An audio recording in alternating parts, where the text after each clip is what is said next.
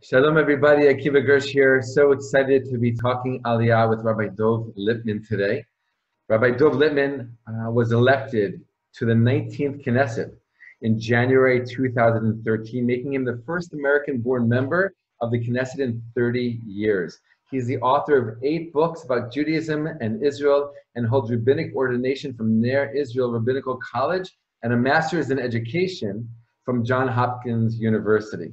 He has been at the forefront of combating religious extremism in Israel and is a leader in efforts to create Jewish unity both in Israel and around the world. Former MK Lipman is invited to speak on behalf of the Jewish state both in Israel and around the world and serves as a political commentator for I-24 News and ILTV. He currently serves as Senior Manager, Community Outreach for Honest Reporting. And last, but of course not least, Rabbi Lipman made Aliyah from Silver Spring, Maryland in 2004, the same year that I did as well, with his wife Dina and 4 children. Rabbi Lipman, thank you so much for your time today. Thank you so much, Akiva. It's great to be with you. Great, so let's just jump right into it. The big question, probably you've been asked already before for years now by other people when Aliyah comes up in conversation, is why did you make Aliyah? What motivated you specifically to make Aliyah, to make that big change in your life? First and foremost, many people are surprised to hear that my wife and I were not on a course towards Aliyah forever. This was not when we got married, we were saying Israel or bust, we're going to get there. It very much was not that way. We were quite settled in the United States. I was building my career in education there. And what happened to bring us to Aliyah, it's actually difficult to define in words. I was teaching at the Berman Hebrew Academy in Rockville, Maryland. And in November 2003, they took the school on a school mission to Israel. A few philanthropists got together, a beautiful idea to connect the students to Israel. And they asked for chaperones to come along. And my wife and I jumped at the opportunity to have about 11 days in Israel. And it was during that trip, we started the trip up north and we worked our way slowly towards Jerusalem. It was brilliant how they did this. And about 5 days into the trip, we were on a bus making its way up the hills towards Yerushalayim. And they had a recording of Naomi Shemer singing Yerushalayim Shel Zahav in the background. And my wife and I are sitting next to each other and tears are pouring down our cheeks. I, of course, played the role of the very proud male. And I said, boy, these allergies are really something. I don't know what's going on. But later on that night, we were at the Tayela, the promenade, looking over the old city. And we looked at each other and we said, what are we doing? Raising our children in America when we have the opportunity to raise them in Medinat Israel, in a Jewish state. So it was a very soul-based pull. It wasn't a thought-out intellectual decision. It wasn't, we always had this dream. We had talked about it here and there, but it was those moments where it was really our neshama just pulling us. I think add to that the fact that it was in 2003, it was in the midst of the Second Intifada and certainly after some really hard times. But when you're in America and you see that, it's much worse than it is when you're here. We saw a country that was so strong and so resilient and so functional despite everything that was happening. So all of that mixed together, and we made the decision then to really explore the idea of making Aliyah. That's amazing. I literally, as you're sharing that, I can viscerally feel that feeling of coming here for the first time in my own experience and feeling also that passion and that desire, like, I have to live here. I'm going to live here one day. I literally felt that as we were just sharing. Amazing, thank you. So I know that you made Aliyah with kids. That's like a big thing on people's mind. People think about Aliyah sometimes for years, sometimes just for moments, but often one of the sticking points for people in their own decision-making process around Aliyah is their kids. If they already have kids in different ages, young ones, older ones, especially teenager years makes it a bit more challenging, let's say. So I know you made Aliyah with kids. Can you share with us a little bit about what that experience was like for you, your children, your family all together?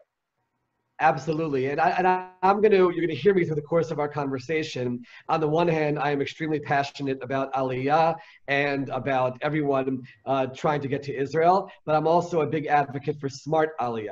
And I don't want to see people fail in their Aliyah, and I don't want to see people hurt their children. in their Aliyah. And as someone who has been educating teenagers, has written books about Judaism for teenagers, I'm very sensitive to this topic. One of the reasons why we jumped right in when we were motivated to make Aliyah, to do so as quickly as possible, was because our oldest son at the time was 6. He was going to be turning 7. And he was very happy in America, where he had Little League baseball and basketball and soccer and choir and all of these exciting things outside of school and in his classroom. He was one of the leaders. And the thought of going to Israel and him losing all of that and all of a sudden possibly being at the back of his class was very scary for us. And we felt that at that age, it was basically the borderline for him to succeed in Israel. And once a few years would go by, it wouldn't be fair. So on the one hand, I dissuade people, unless their children are really excited about it and really into it, once they reach 10, 11, 12, I believe you're talking about an area we really have to assess it. But if you're in the range which we were, with our oldest child being 7 and 3 other children below, the children are incredible. Children are resilient. Children get excited. And even though the first day of school, the scariest feeling in the world, you send your child knowing that he won't understand one word today. And he comes home from school and you say, how was school today? And he says, I don't have a clue because I didn't understand one word today. And you find out that he was actually in the wrong classroom and didn't even know that they were calling roll call. It's scary, but children are incredible. For my son, who was 7, it was a difficult first year. Definitely took him a solid year to acclimate. Hebrew was not, people tell you the Hebrew will be instantaneous. It wasn't. He eventually certainly got it. For our younger children, 4 years old, 3 years old, the Hebrew was incredible just within a few months. And certainly our youngest, the Zahava, was 7 weeks old. And for her, she's essentially lived her whole life here. I always tell younger people, I speak to college students very often, even high school students. And I do say, if Aliyah is your goal and you want to live in Israel, I definitely recommend going at the youngest age possible. Start your life here before you've even found your spouse, before you have any children, because it's very doable. And thank God we are definitely an example of a success in terms of our children. And again, their ages were very important to that. But if you could come here before you've even started that process and you can acclimate without having to also deal with children, that is definitely the ideal scenario for sure.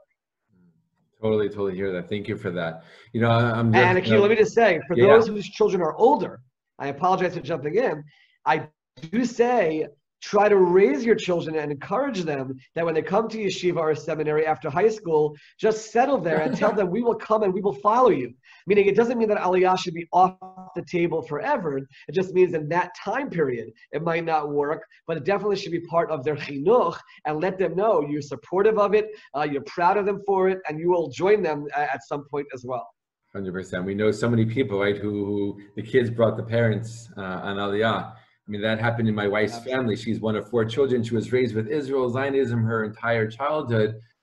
But the logistics, the timing and all that, didn't work out during her childhood. And then one of her sisters made Aliyah, and then she made Aliyah, and then eventually everyone made Aliyah. And then, of course, the parents were like, yes, we're doing this. Thank you for bringing us home.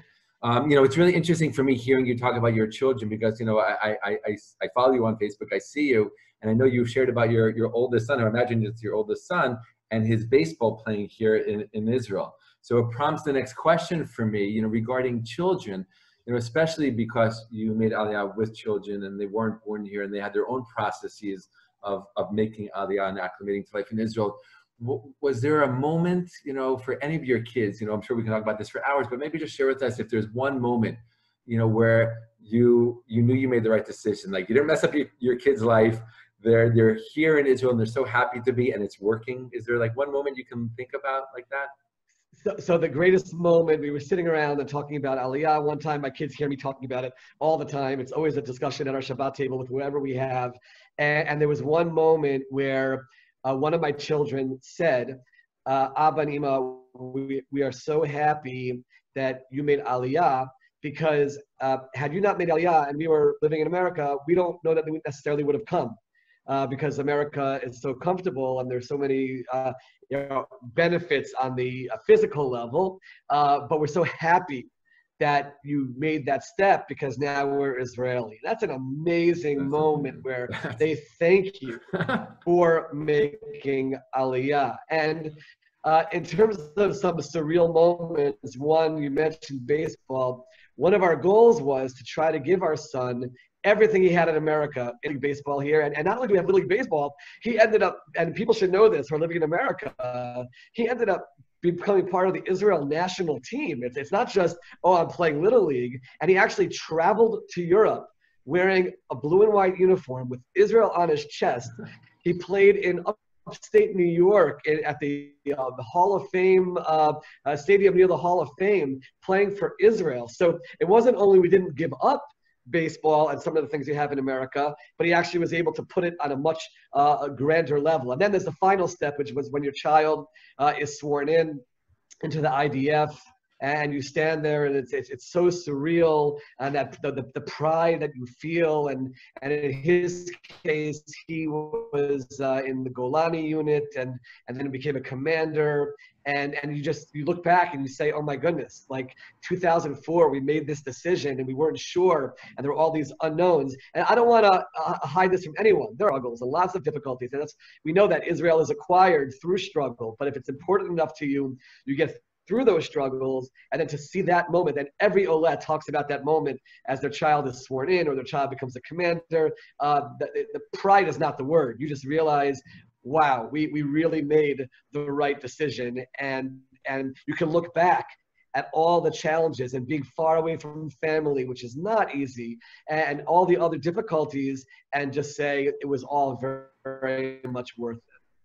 Amazing, amazing, beautiful. You know, our oldest is only 13, so he's still a few years away from Army service, but having been at a couple ceremonies for my nephews, I know exactly what you're talking about, you know, and all Israeli parents are emotional and proud. But I do feel like there's something for Olim to be at one of those ceremonies. I feel like everyone should be at one of those ceremonies once in their life at least. It's just such a powerful thing. I feel like it's 2,000 years of Jewish history just coming together into this one moment where, as you know, I mean, you talk about this all the time, we're back in our land, we're a nation again, we're people with people in our land, and we have our own army. It's just such an inspiring and an emotional thing. Amazing, thank you. So moving on, you know. And Akiva, you'll see this as your 13-year-old gets older, you'll see this.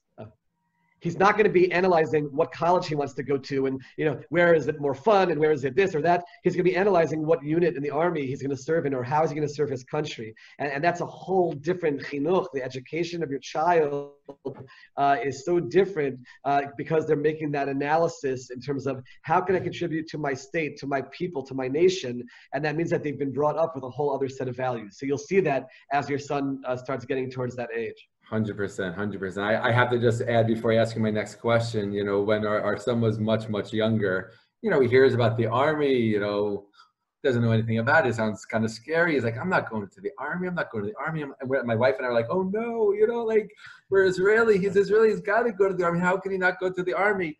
And of course, with time and he's growing up and he's going, to Bnei Akiva and in these schools and his Rebbeim and the whole society here, already a couple of years ago, he's like, definitely, I want to go to the army. And of course, already at 13 years old, and this isn't glorifying war. We know that. We're not glorifying war. We're not glorifying violence or fighting. But it is an amazing thing to see a 13-year-old boy already knowing that in 5 years, he's going to be giving of his time, of himself to his people, to his nation. And he wants to do it, like you just said, in the best way possible. Literally, he's been working out. He's never said this, but I can't help but think he's working out and building up his body's strength in order to get into the best unit possible to help his country in the best way possible. So my next question for you is, another big thing on people's mind when they make Aliyah is work. What am I going to do in Israel? I know when I made Aliyah in 2004, I was just married. I didn't have kids yet, so it was a little bit of a different time period for me in my life, but still, and it's a big deal for people, especially if they already have established their careers, they've invested time in their career in America, and then they have to, come to Israel, and who knows what's going to happen with the work.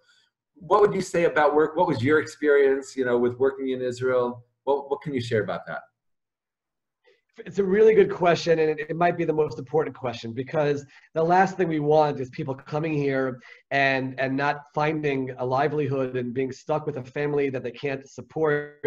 And that's why when I talked about smart Aliyah, that's certainly a big part of it, to make sure that you do have things worked out. That's also one of the reasons, again, why coming here younger and going to school here and building up your career here is certainly advantageous. There's no doubt that there are many, many resources that are available. The first step, and I can't talk about Aliyah without mentioning them and thanking them, and that is Nefesh B'Nefesh. I would not have been able to make Aliyah without their assistance. I have to be very clear about that. And they definitely do have people who are there to help find people jobs. There are many, many websites that are available, because I know that I've been in between jobs here and there and looking around to see what's there and to try to find a good employment. I also tell people, you mentioned people who already are in one career, you do have to analyze, are you open to possibly shifting an area of interest? If you're younger, choose a career path where you know there's a job market in Israel. And if you're older, to assess it. I do have friends who are in one line of profession in America, and they came here and it didn't work out, but they were in a mindset of, we're going to make this work. And they took courses, whether it's a technical writing or other things, and now they have a wonderful parnassah given whatever's available in the Israeli job market. So it's two things. It's definitely having things in place, but also somewhere in your mind, a willingness to explore other avenues in case what you've been working in doesn't work out for you. So, but a plan is important. And whenever I speak in shuls all across the world, and I talk about Aliyah, and people come to me at the Kiddush and they say like they want to do it, this coming summer, I do say to them, just make sure you have things in place, you have a plan worked out, because you don't want to be in a situation where you're stuck. Now, again, that doesn't mean there won't be struggle. Certainly, I mean, we're talking about this time in world history where everyone is certainly struggling. But I feel that if you come to Israel with the passion for this is where we're making our home, not as a trial, not as a 1 year, let's see. A 1 year, let's see, there's going to be so many difficulties, it'll just send you back. But if it's this is what we're doing, here's our initial plan, and if plan A doesn't work, I'm willing to explore plan B. I think that that is the way to succeed. But again, to go in knowing there are going to be those challenges. The Gemara is very clear that Eretz Yisrael is one of the things that's nikna b'yisurin. It comes with challenges. But if your mind is and your eyes are on the final goal, which is succeeding here, you'll get through those challenges, even when it comes to the area of livelihood. And even if it means that you have to run around and do many different things in order to make it work, but you're willing to sacrifice that because you want to live in Eretz Yisrael. Amazing, amazing. And I think connected to that is a feeling among some people, again, when they're considering Aliyah and they're thinking about it and planning for it, is, maybe they live like in a small town somewhere in America or in a small community in a bigger town, but they feel like, this is my community. I make a difference. I show up for Minyan, or I show up at the Federation, or whatever it might be. I feel like they know me, they see me, I'm here, I'm doing something. And sometimes the feeling is like, if I move to Israel, like the Jewish state, there's so many people, there's millions of people, like, that question of, if I make Aliyah, can I still make a difference in my community, in my society, in my nation, the way I might feel I do already in America? What would you say about that? It's such a good question, because so many of the people who make Aliyah are passionate about things, and they were leaders in their communities, presidents of shuls and schools and federations, like you said, and they come here and you don't really have that infrastructure, number one, and also there's the intimidation factor of being in Israel. Here's where I found that people have actually told me, and I thank God for giving me the opportunity to possibly be an example. I didn't mean to be an example, but it sort of happened in God's incredible way. If you would have asked me when I moved here in 2004, is it possible that 8 years afterwards you'll be elected to the Knesset, I would have told you absolutely crazy. Not only because I had no aspirations for it, but Hebrew-wise, it's not a possibility. I'm coming here to teach in English to students from overseas. Culture-wise, it's not going to happen. And it was events in our hometown of Beit Shemesh, which sort of forced me to go out of my shell a little bit and try to lead on a community level. And then one thing led to another. But I tell everyone, do not be afraid of the Hebrew. I'm a classic example of this. I am the proud graduate of 12 years of Jewish day school education in America. I don't know what happened to Hebrew along the way. I have wonderful schools, and I don't. But Hebrew was not the number one focus for sure, and that was a real fear of mine. And I had to work really hard on it. I'll tell you a little secret. The Knesset gives every single member of Knesset a budget to learn a second language. Most use it for English, some use it for Arabic, and some use it for Russian, and I made history. I was the first sitting member of Knesset to use the budget for Hebrew. And I had a tutor who came in. This guy was fantastic. He worked me really hard. I had homework on a regular basis, and my Hebrew is still not the level of my English, but I'm able to communicate without a fear of making a mistake, and everyone is able to do that. So I would tell people, come with a mindset of, I want to jump in. I want to get into that pool and swim, and it'll be a struggle at first, but make Hebrew as much of a priority as possible, even if you don't need it for your profession and for your livelihood. And don't be afraid of the culture. Yeah, we might be people who raise our hands and say please and excuse me and thank you, and that's not always what everyone's familiar with in whatever setting you're in, but jump in. Get involved in the school, get involved in the city council, get involved in your shul. If you feel there's something lacking in your community, get up and start it. Israel is filled with Olim, English-speaking Olim, who have started the most incredible organizations that are really making a difference on the ground in Israel. So I understand the fear that people have, but I'm pleading with everyone to hear from me that the fear is not unfounded, but it's not insurmountable. If you want to be a leader in Israel as well, you can absolutely do it. You just have to do the Hebrew, is very important, and you have to not be intimidated by the culture. And once you get over those two hurdles, the sky's the limit in terms of what New Olim can accomplish here. And remember, when you're accomplishing here, you're not just accomplishing for some community in Galut, in the diaspora, you're literally building the future of the Jewish people. Every single thing that you do here, it's not just me for my little community, but you know this is the eternal home of the Jewish people. You know this is where our destiny is heading, and therefore you are literally building the entire future for generations to come. And there's nothing more thrilling than that, and there's no greater honor than that.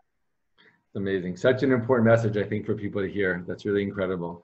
My last question has two parts, and I think it really flows naturally from everything you're speaking about right now. So the two questions I want to weave in together are, you made Aliyah in 2004, again, the same summer that I made Aliyah, 16 years in Israel. So my last question, part A, is what keeps you here? I know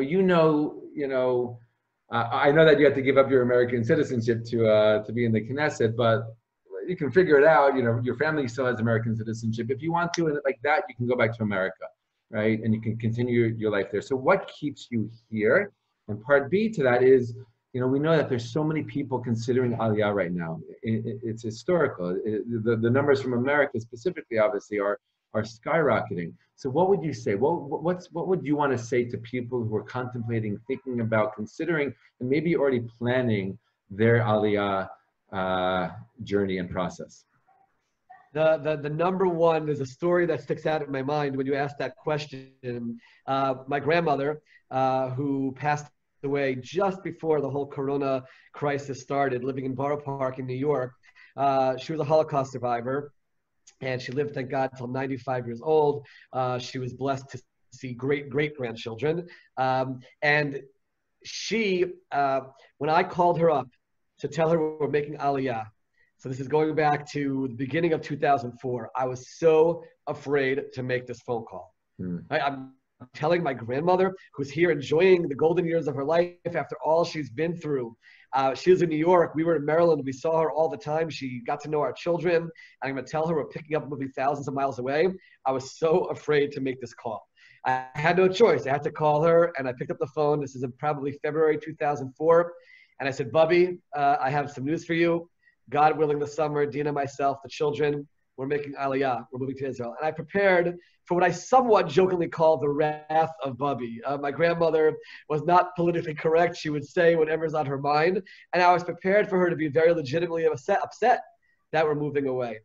And there was a pause after I shared the news to my grandmother. And then she said, Baruch atah Hashem Elokeinu melech haolam shehechiyanu v'kimanu v'higiyanu lazman hazeh.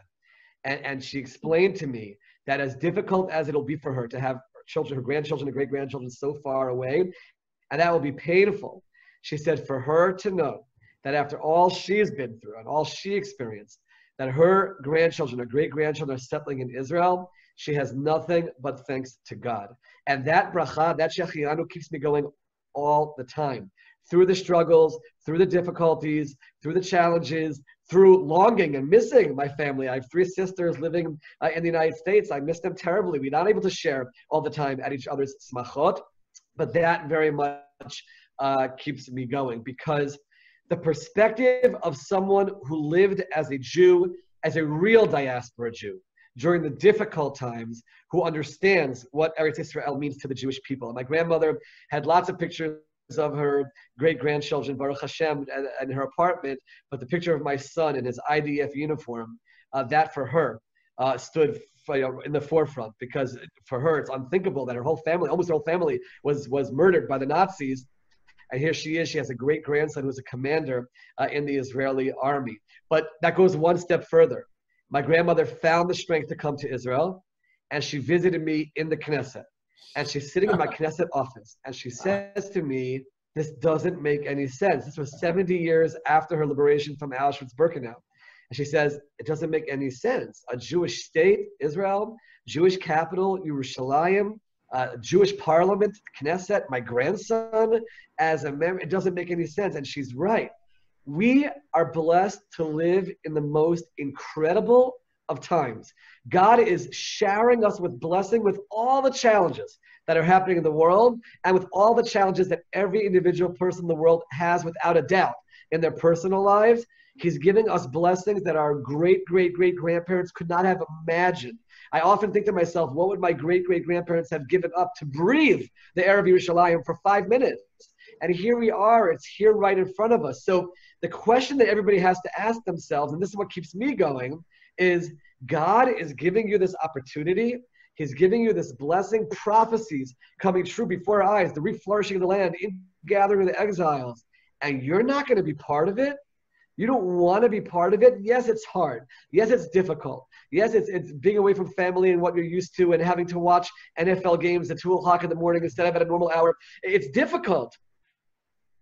But I want to be part of the destiny of the Jewish people.